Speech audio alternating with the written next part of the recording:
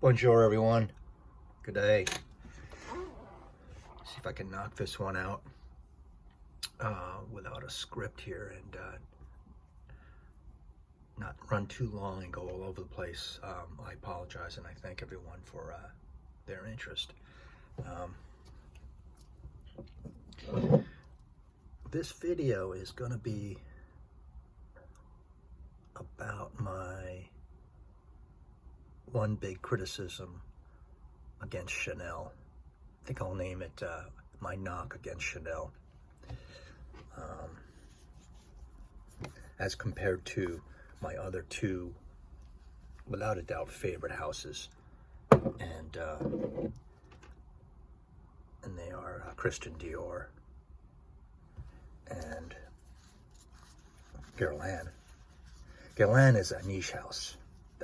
You have to keep that in mind, in my view. Or if you don't agree with that, I mean, there's definitely a strong argument, right? Because they're a perfume house, and Dior and Chanel are great designer fashion houses, especially from the ladies' perspective, outfitting you with everything. Try to keep everything in focus every second. So this is not my rant hating Chanel, not at all, and I don't want them to change,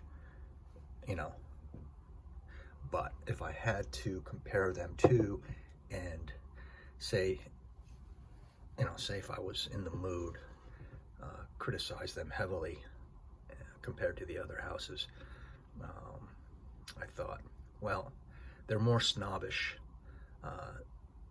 by far. Their attitude is more like take it or leave it. Take us or leave it. And I'm coming at it maybe more from a female perspective, right? Because it'll probably show in their other offerings, such as handbags. Let's say like a Chanel person. I think they're more apt to be totally a fangirl of just one house, being like she only wears Chanel or has Chanel bags, compared to the other houses, that being Dior and other ones. They're like, we offer different lines, huge lines throughout our history to capture everyone's interest. And we don't care. I mean, we realize everyone has different tastes at different times, and we want to accommodate you. But Chanel is like, take us or leave us, kind of, but you always got to be with us. And I think a little of that comes out, or a lot, in their perfumes.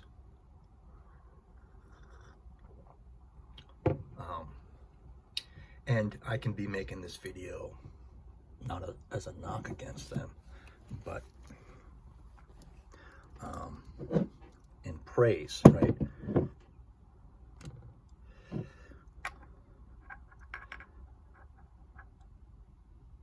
I never knew what I had. I went back into my boneyard of bottles, and I think I've had, well, lately I've had more EDPs, but throughout my lifetime I probably went through more of this bottle than any of them. I can't remember now. And then some of the tower bottle of the EDT.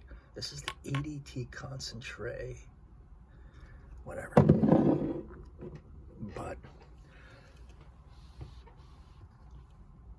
what do you guys think? For instance, when you scroll through Guerlain, all right, I think the other two are more, that being Guerlain and Dior, they're more happy-go-lucky, okay?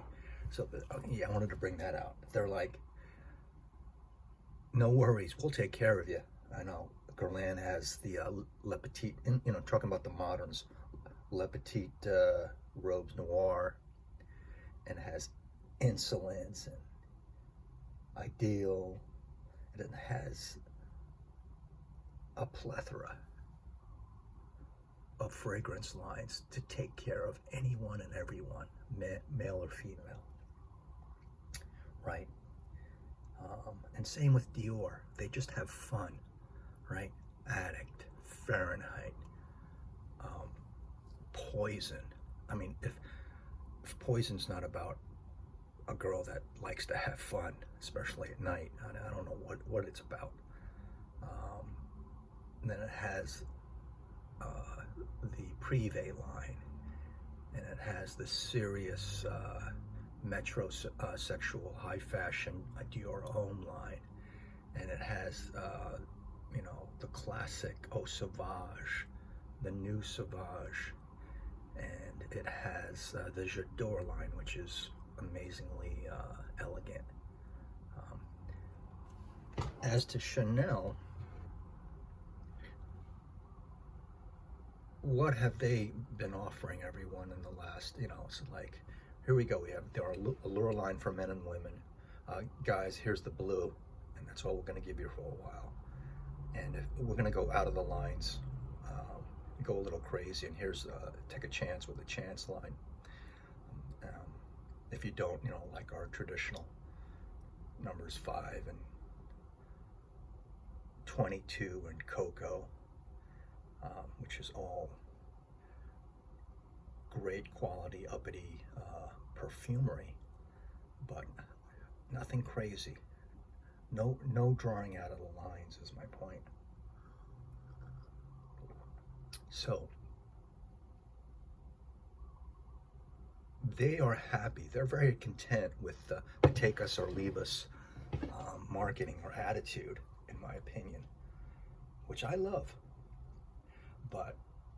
And I'm a fanboy of all of these houses, especially of Dior and Chanel. But for instance, me personally, as a guy, I'm wanting in Chanel on the masculine line. And my preference with this house is all the female perfumes, especially of the Les Exclusives and Coco and stuff like that. I just appreciate just those gorgeous formulations throughout time, and they do transcend time.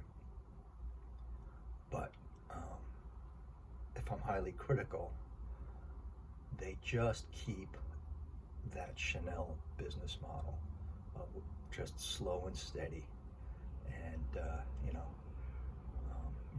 you're either on board with us, or all the way, or not, and that's how I think in general a lot of people perceive it.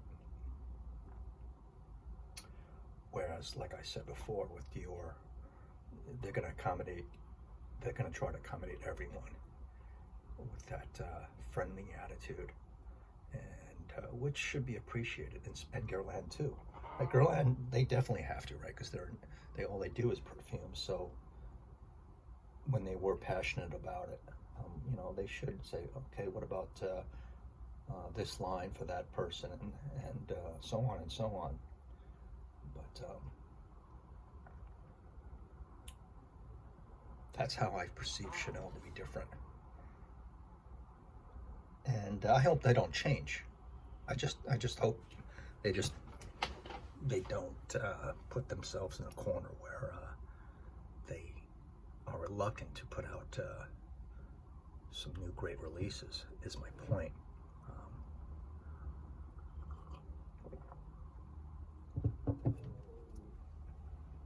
I'm happy to have these top 3 houses in my wardrobe,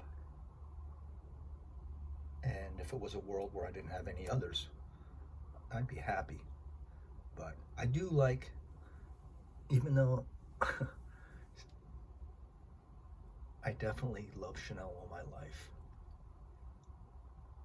more than any other perfume house, I do like other designer houses that kind of go tacky and crazy.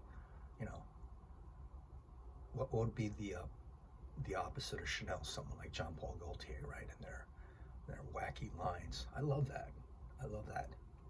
and I think Dior has a little of that in them, and in more of a classic way, Guerlain too. Um, Paco Rabanne in their sense.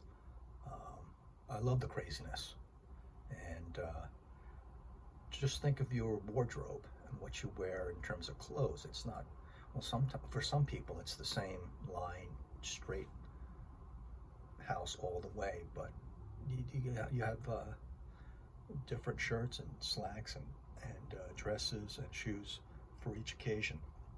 So I do think Chanel is one-sided in that manner, where they are kind of stuffy.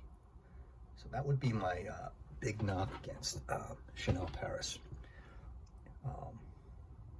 If I'm highly critical, that they are relentless in their snobbish attitude. I don't want them to change. I'm not asking them to. I'm just saying, if you're missing out on a lot if you are a perfume lover and you only spray Chanel. And I know some of those people, like women who only, even within Chanel, they're only spraying one or two different kinds, and they're just knocking everything else. So that would be my biggest point. You'd be missing out on a lot if you don't, spread your interests around. And me, that's coming from a person that doesn't like to experiment and sniff and sample everything, because I know how finite this world is, and time and space and all of that, and finances. I have no interest in trying new things and being the first one to discover something. I'll take the old tried and true formulas of these three houses. But maybe soon coming up, Chanel will come out with a new breakthrough line for guys, especially. I don't think they lack it in the women's side, but they're really strict, straight up. I mean, blue, that's what we're all about, right?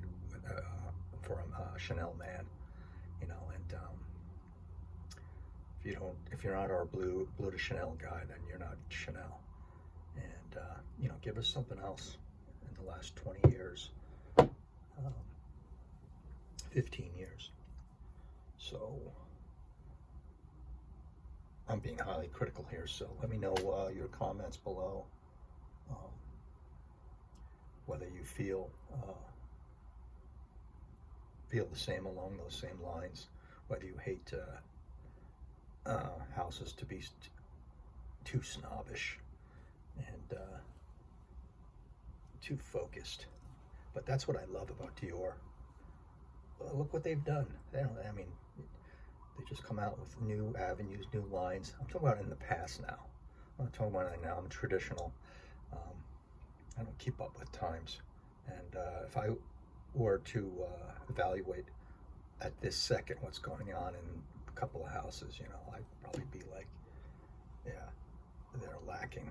But look at the rest of the world right now. It's kind of like changing, and maybe not for the better, a little upside down. So it reflects in consumerism and fashion and all of that. Things are really happening. So even though it's one of my favorite houses, they do have an attitude. I never noticed these are different. They do have an attitude, but I love them. You got other ones that have dozens of lines, and there's 2 or 3 in there for everyone in Dior and Guerlain. Chanel, I'm not too sure about. So that's my point. Here with my coffee,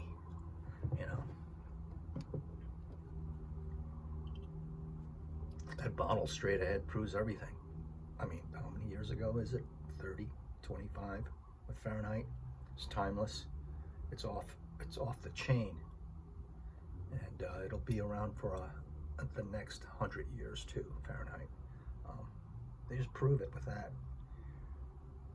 Around the world, the Dior own line, more so in Europe, and the perfume lover, the more advanced male fragrance user as compared to the new US.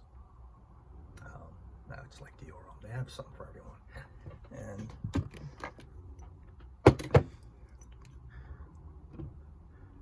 then masterpieces like this. You know, while they're doing their designer stuff, they ask their guy, okay, make something for our special customers. Make something that smells and makes you feel like you're floating on clouds in the middle of the sky. So, thanks for hanging on this long. I will label this and upload it, and look forward to your thoughts about my knock against this house. You know, it's just for conversation piece. I'm not I'm not making any sorts of shouts to change, and I'm not complaining. I'm just observing. So they're the most uppity, in my opinion. Even with dresses and handbags, it's like, you know, you're either with us 100% or you don't like us, and they don't care. And when you read about and reflect on the life of Gabrielle Coco Chanel, you can sense it in her personality, in her business attitude. So anyway, onward and upward. My dear friends, I'll talk to you later. Bye-bye.